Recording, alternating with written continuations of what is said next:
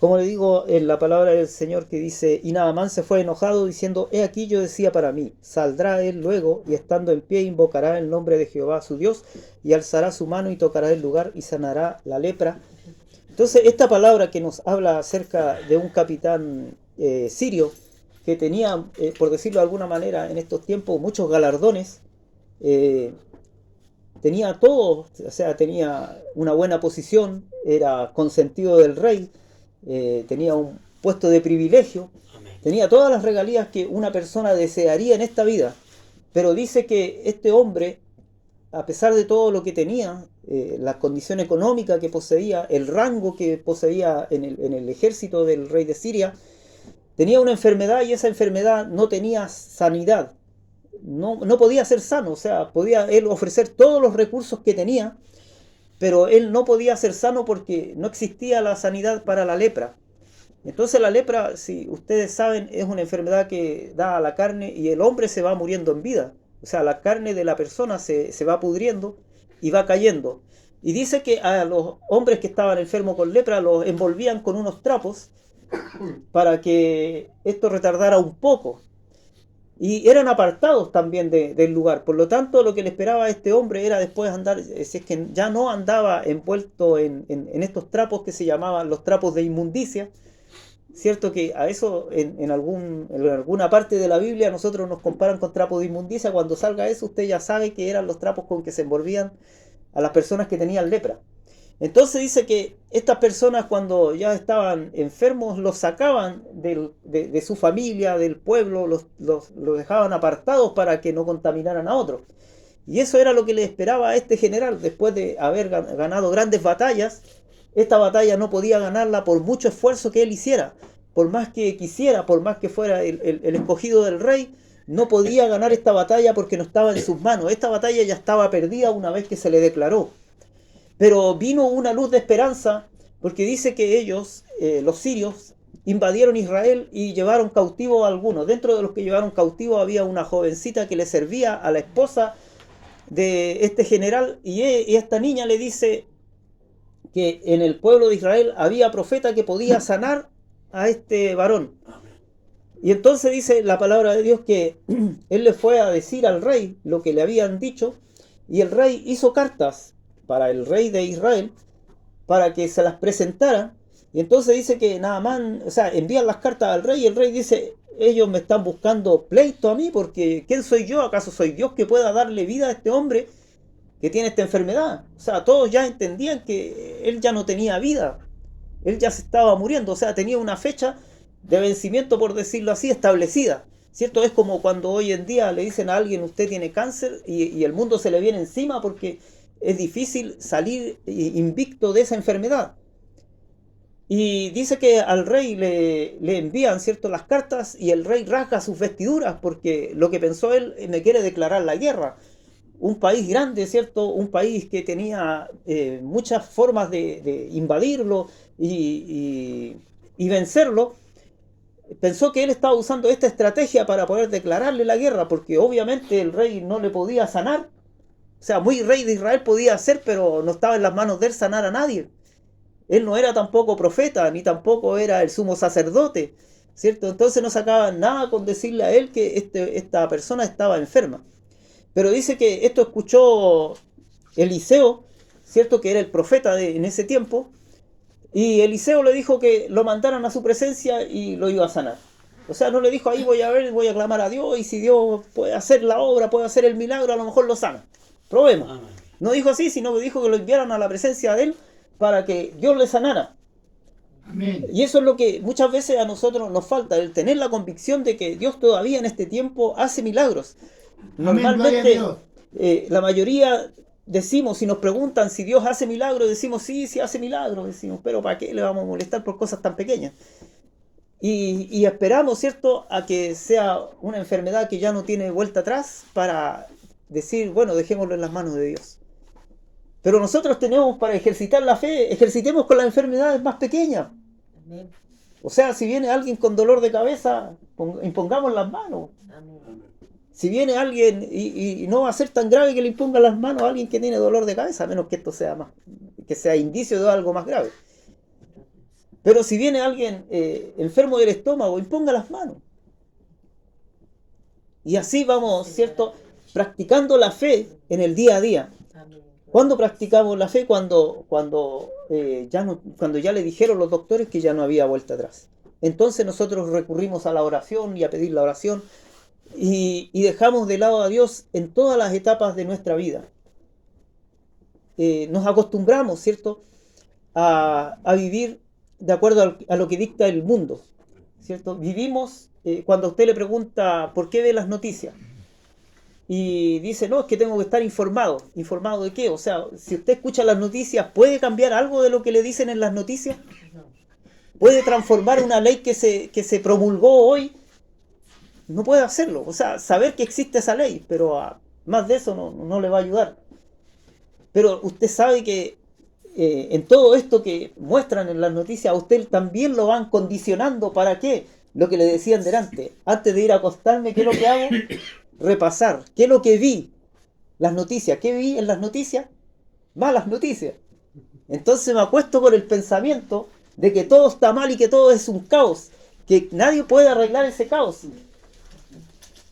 Pero si yo dejo de lado, ¿cierto? Si yo aparto, sabe que ya le había contado, parece que había un predicador que dijo, ¿qué pasa si yo vendo la televisión, vendo mi televisor y el tiempo que dedico a la televisión me dedico a orar?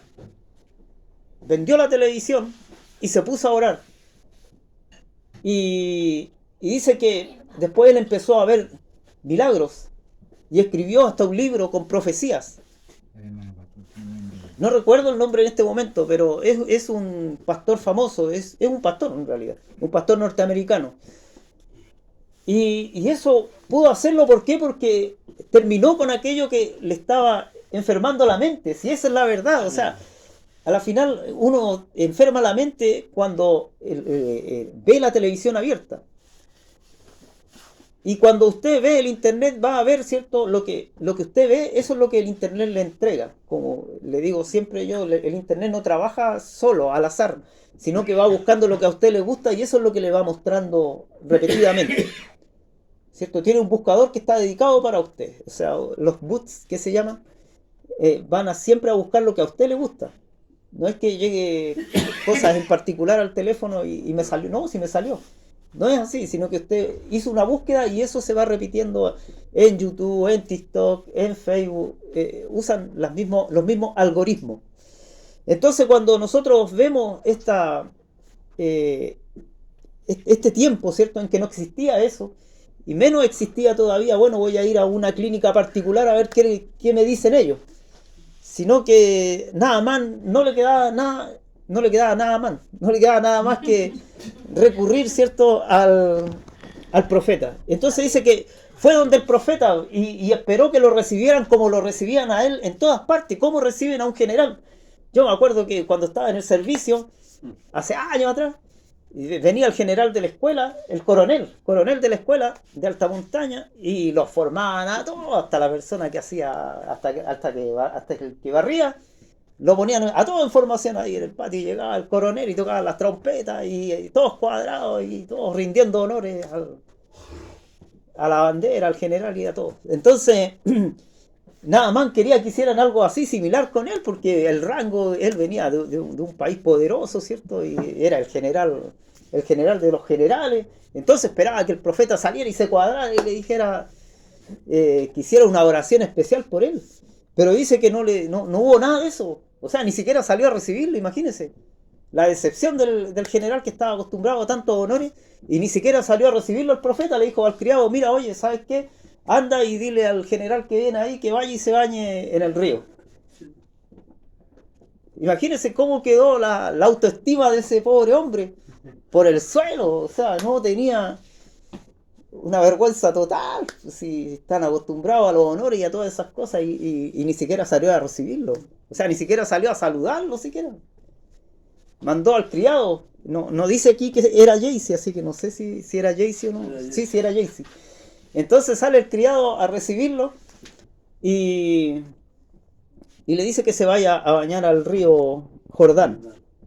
Entonces el río Jordán tenía una particularidad que no era de aguas cristalinas, sino que era más bien de aguas un poco oscuras.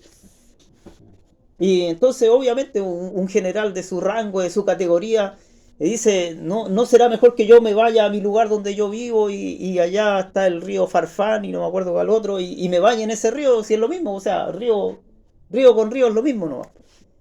Pero entonces ahí, cuando ellos van de camino de regreso, y él iba enojado por esto que había sucedido, dice que uno de sus soldados le dice, mi general, pero si él le hubiese pedido cosas grandes que hiciera, ¿cierto? Que fuera y derrotara a un enemigo que lo tenía asediado y después Dios lo iba a sanar. No dice eso, pero él eso es lo que quiere decir en el contexto. Entonces él dice, lo haría, porque ese era su trabajo.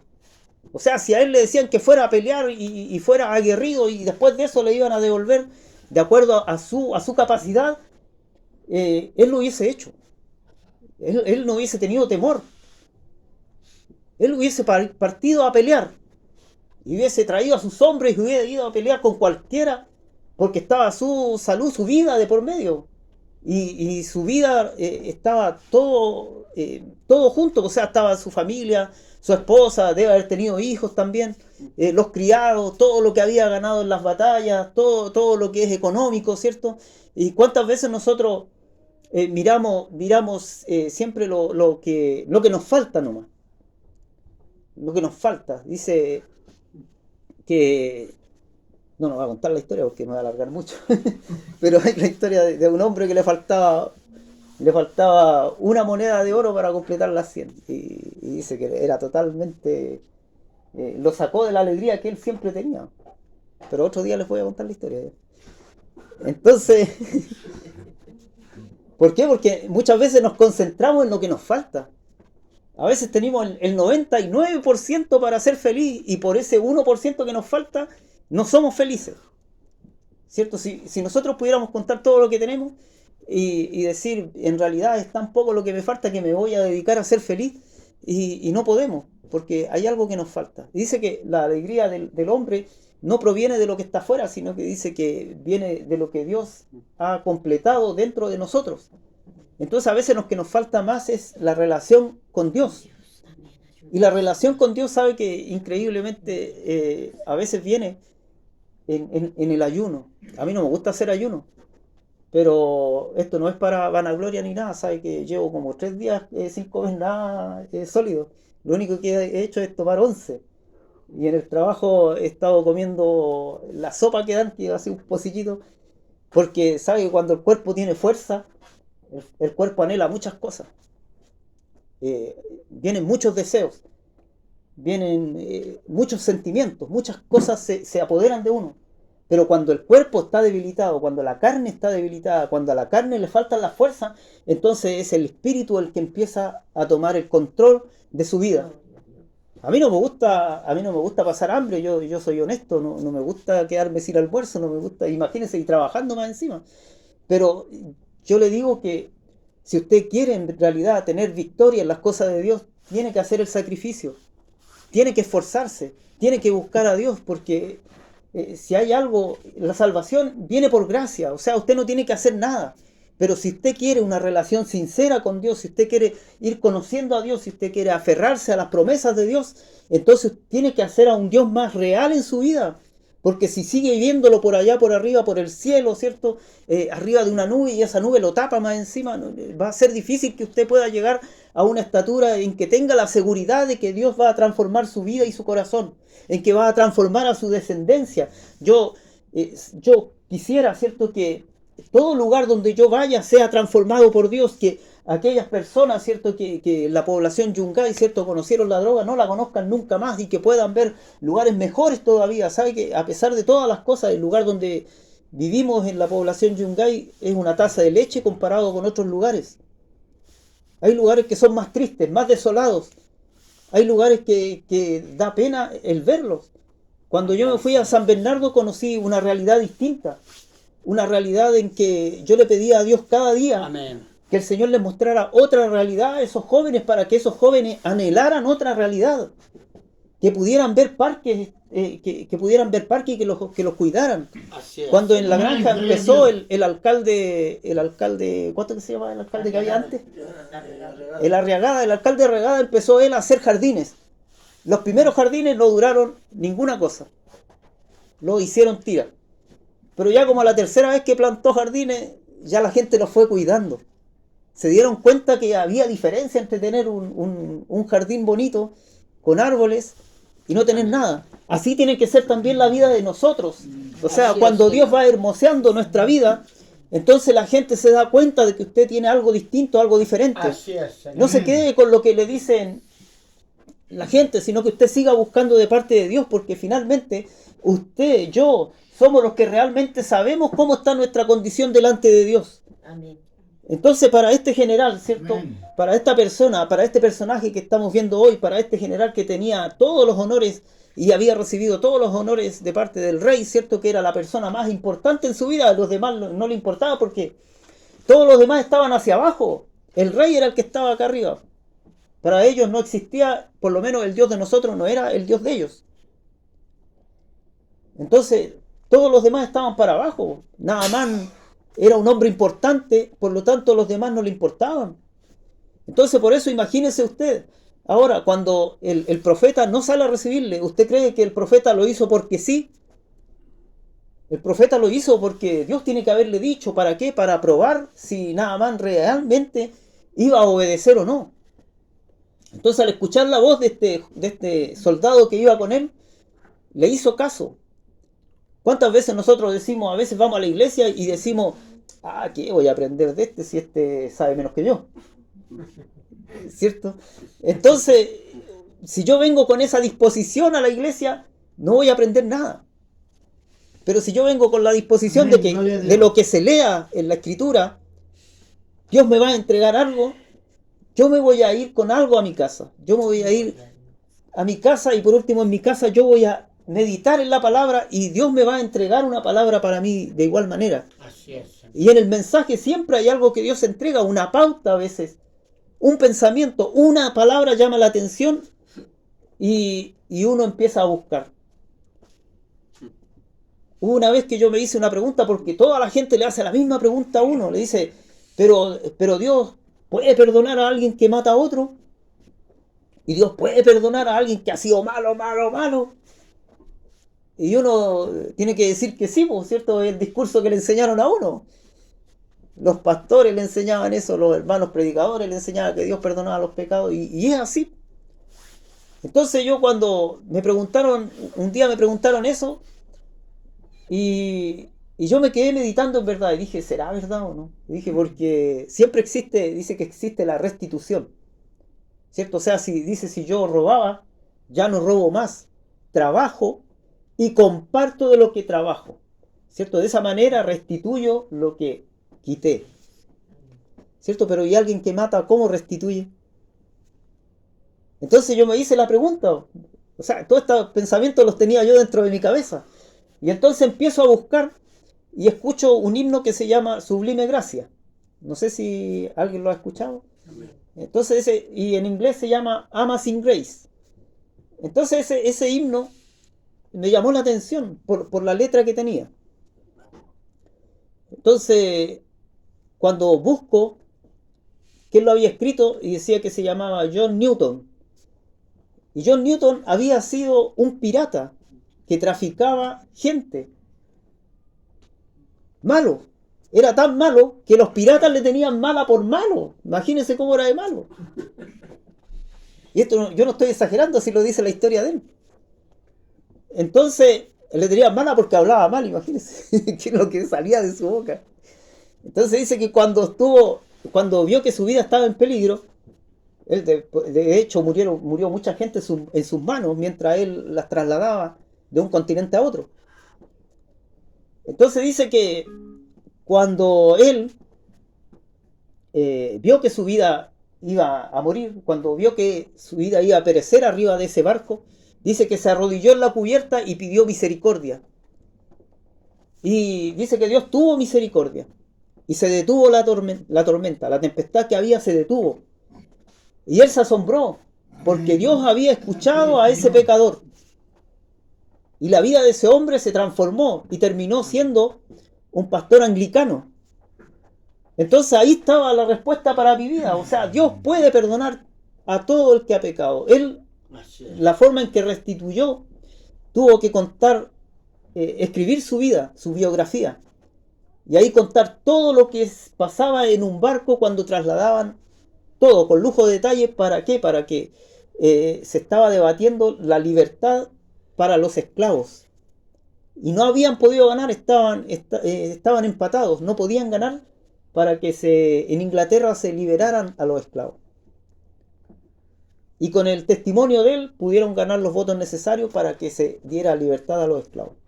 Entonces, cuando nosotros vemos esto, vemos que Dios hace todas las cosas perfectas. Y al que más se le perdona, más ama. Entonces, esa es la diferencia, ¿cierto? Entonces, yo no tengo que ser juez de mí mismo. Para eso está Dios. Y yo tampoco puedo ser juez de otro. No puedo pedir que Dios me haga justicia, porque también tendría que hacer justicia con lo malo que yo he hecho. Porque Dios es un Dios justo, porque Dios es un Dios de amor. Entonces, si Dios ama, entonces tiene que amarme a mí, pero también va a amar al otro. Amén. ¿Entiendes? Entonces, por eso que la misericordia de Dios se extiende y se hace presente en la cruz del Calvario, cuando ahí nuestros pecados fueron pagados y perdonados. Así es. No es que Dios me perdone porque sí, sino que Cristo es el que muere en la cruz para que nosotros seamos perdonados y para que seamos limpiados. ¿Cierto? Aquí Naamán es limpiado, pero era para demostrar que Dios también iba a tener misericordia de un pueblo que no era su pueblo, porque Naamán no era de su pueblo. Podríamos decir que más que de su pueblo eran enemigos de su pueblo. Pero Dios tuvo misericordia para mostrar que iba a haber, ¿cierto?, misericordia también para los que no eran de su pueblo. Y eso somos nosotros. Amén, Entonces, yo quisiera que usted meditara en esta escritura, ¿cierto? Dice que Naamán finalmente va y se sumerge en el río. Y cuando se sumerge por la 7ª vez, dice que su piel fue restaurada como la de un bebé. O sea, quedó totalmente sano. Imagínese la alegría de ese hombre. O sea, ya en ese momento no le importaban nada sus rangos, no le importaban sus condecoraciones, no le importaba ni el rey siquiera, yo creo, porque la alegría que había en su corazón se devolvió donde el profeta a agradecerle y a decirle: mira, yo te traía todos estos presentes, todos estos regalos, que era mucho dinero, mucha riqueza. Pero el profeta le dijo: este no es tiempo de recompensa. Y muchas veces nos pasa eso a nosotros. Nosotros hacemos, ¿cierto?, una oración por una persona y queremos recibir lo que es el regalo o lo que debiera ser la ofrenda para Dios. Pero no siempre es tiempo de recibir. En ese tiempo no era de recibir. ¿Por qué? Porque al ver que el profeta no le recibió sus regalos, lo que él le traía, que eran telas preciosas, que eran talentos de plata, era mucho dinero, por decirlo, de hoy en día. Entonces, como no le recibió, él le dijo: bien, entonces yo voy a adorar a su Dios. Pero Dios, su Dios va a tener misericordia de mí, porque yo voy a tener que acompañar a mi rey, al Dios adorar al rey adorar al Dios que el rey adora. Amén. ¿Cierto? Y yo me tendré que postrar porque el rey también se postra. Pero yo voy a adorar al Dios de ustedes.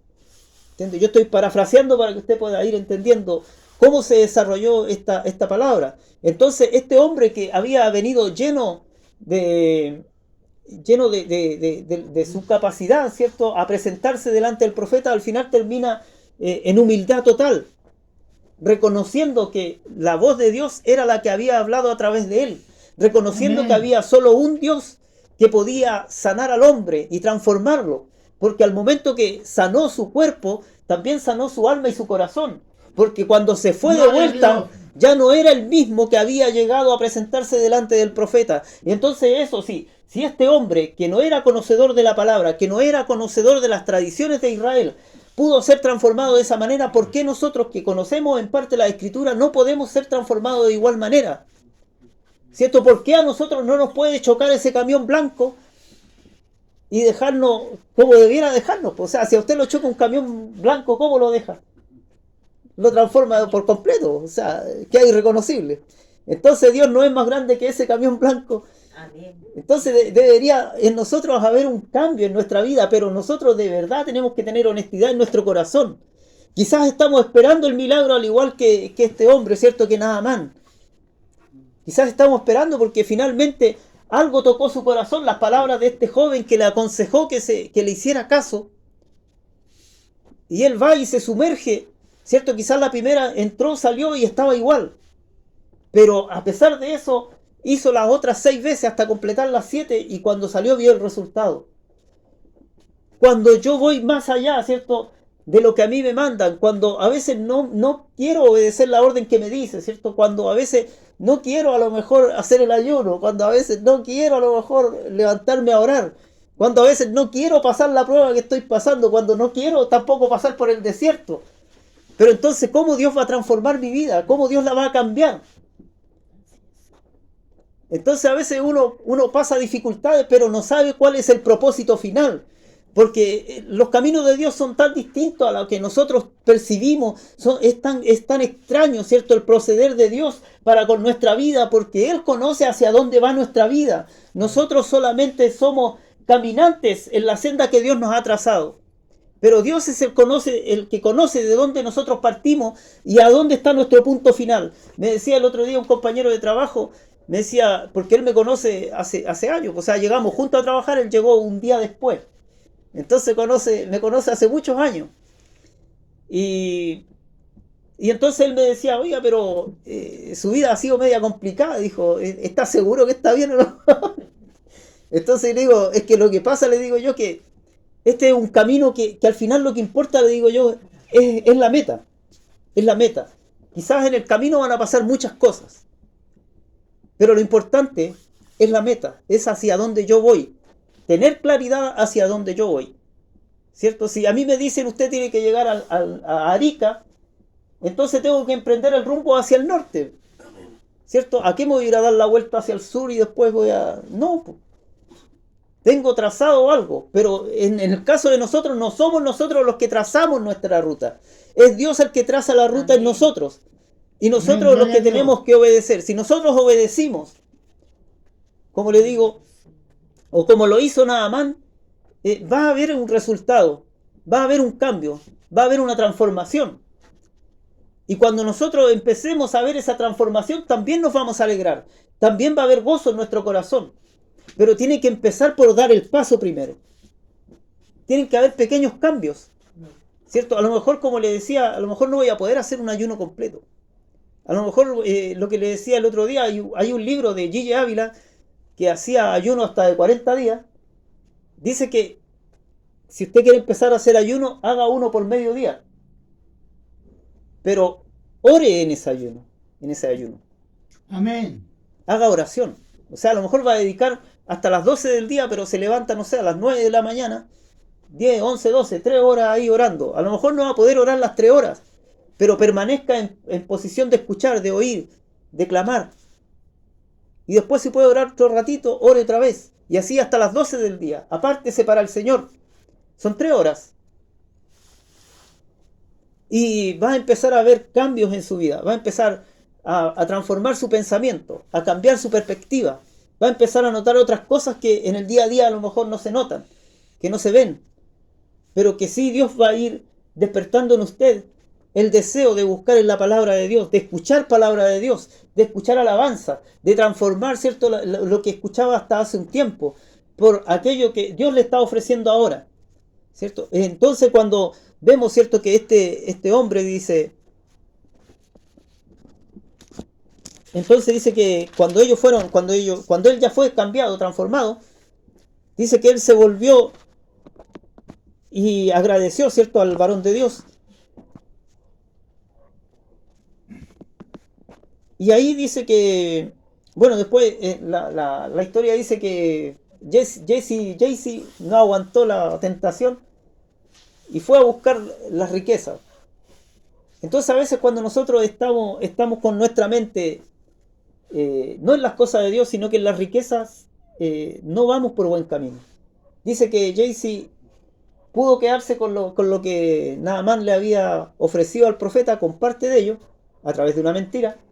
pero se quedó también con la lepra. Entonces, era con la lepra, ¿cierto? Sí. Amén. Se quedó con la lepra por un momento. Él y toda su casa.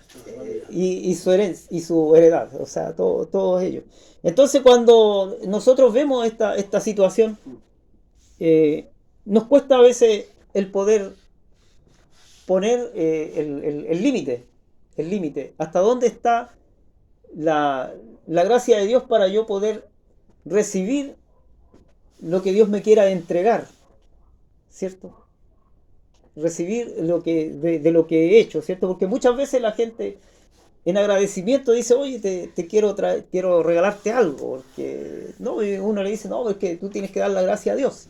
Y dice, no, sí, yo sé eso, pero igual te quiero regalar algo. Entonces, es ahí donde está el límite, ¿cierto? ¿Dónde ponemos el límite? Para poder tener sabiduría y que la gloria no sea para el hombre, sino que sea para Dios. Entonces Naamán entendió esto. Y así ojalá también nosotros, cada uno de nosotros, podamos entender que no solamente en la obediencia, sino también en la humildad, está la recompensa para nuestra vida. La fuerza no viene de parte nuestra, sino que viene de parte de Jehová. Y Él es el que puede enderezar nuestros pasos. Él es el que puede dar fortaleza. Él es el que puede guiarnos cuando nuestra brújula se ha quizás ahimantado y está perdida, ¿cierto? Él es el que puede llevarnos sin titubear a la recta final. Porque sin duda, como le decía, en el camino van a haber muchos tropiezos. Pero Dios en cada tropiezo va a estar ahí para levantarlo. Amén. Y la idea no es que se quede en el piso harto rato, sino que como los niños, ¿cierto? Los niños se caen y se paran al tiro. Amén. Entonces, para nosotros tiene que ser algo similar. Si me caí, tengo que levantarme y seguir, pedir fuerzas para poder tener victoria, para que aquellos que están detrás de mí puedan también ver que Dios hace milagros, porque somos los primeros a los que están viendo. Si nosotros somos inconsecuentes con lo que decimos, entonces ellos no van a poder creer en este Dios al cual nosotros predicamos. Somos testimonio en nuestro hogar, somos testimonio en nuestro vecindario, somos testimonio en nuestro trabajo. Somos carta abierta, dice el apóstol Pablo, para el mundo. Amén. Entonces siempre nos están leyendo, siempre nos están viendo. Y este hombre, cierto, que tenía un gran renombre, fue carta abierta también para aquellos que le pudieron ver después. Aquellos que conocieron que estaba enfermo y ahora estaba sano. Bueno, ¿y cómo te sanaste? Oh, hubo un Dios grande y maravilloso de Israel que me sanó, ¿cierto? ¿Y cuál es el testimonio en su vida?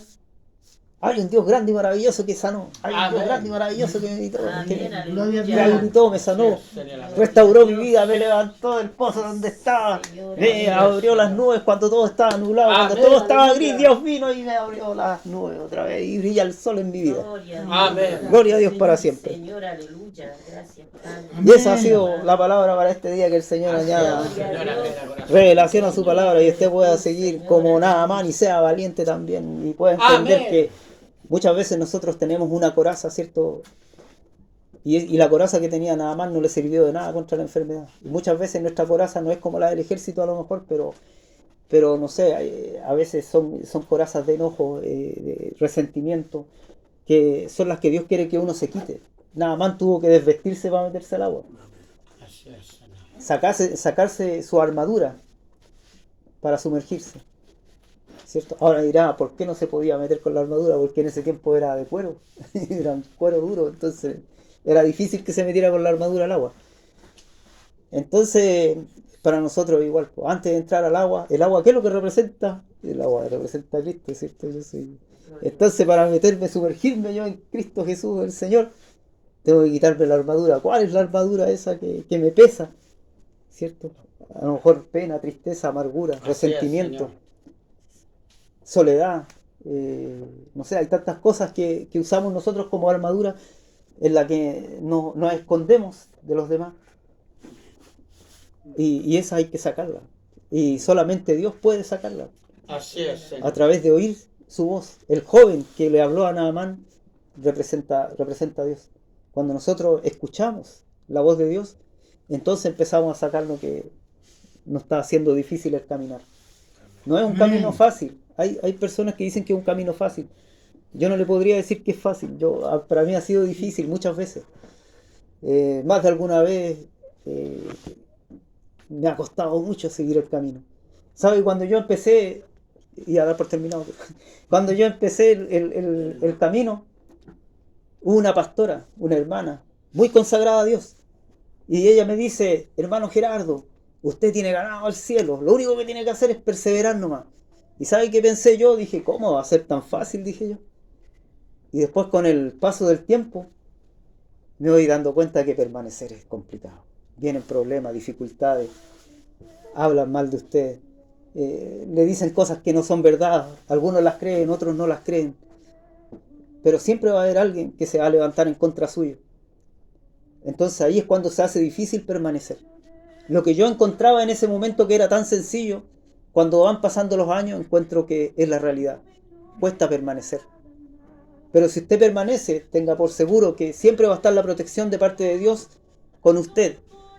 Siempre Dios le va a levantar. Siempre va a haber alguien que le diga una palabra de aliento en el momento difícil. Cuando usted ya no pueda más con sus fuerzas, entonces va a venir Dios y de algún lado va a levantar a alguien y le va a dar la palabra que usted necesita. Para que usted se anime otra vez, se levante y siga otra vez adelante. Dios no lo quiere para derrotarlo, sino que lo quiere para levantarlo, para construirlo, para hacer de usted una nueva criatura. Pero para ser una nueva criatura dice que el vaso primero es quebrado. Se desarma, ¿cierto? Y se vuelve al mar. Viene el alfarero, ¿cierto? Destruye lo que estaba haciendo y vuelve a hacerlo otra vez. Imagínese si a usted lo desarman y lo vuelven a formar. Le va a doler. Va a haber un quiebre en su vida. La vez anterior yo le decía, a veces Dios permite que quiebren su fortaleza, porque entonces usted va a buscar la fortaleza en Dios. Antes yo tenía otra fortaleza, hoy me queda solo la fortaleza de parte de Dios. Pero esa es la importante. Cuando yo empiezo a entender que la fortaleza es Dios, entonces ya lo demás va a ser más difícil que me eche abajo. ¿Quién puede botar la fortaleza de Dios? Nadie. Pero la fortaleza que yo me creo, que yo he hecho, aquella que a lo mejor me he gastado muchos años poniendo ladrillo tras ladrillo, siempre va a haber alguien que la pueda botar. Siempre va a haber alguien que la pueda destruir. Pero cuando la fortaleza la hace Dios en usted, nadie va a poder botarla. Amén. Y este hombre sí sabía de fortaleza, y sabía de defensa, y sabía de todas las cosas que tienen que ver con lo militar y estrategias. Pero esta enfermedad no estaba preparado. No tenía armas para enfrentarla. No había nada que él pudiera hacer. Solamente Dios actuar en él, a través del profeta. Entonces ahora sí, para Dios que vive, para Él sea la honra, la gloria, y Él de mí tenga su misericordia. Amén.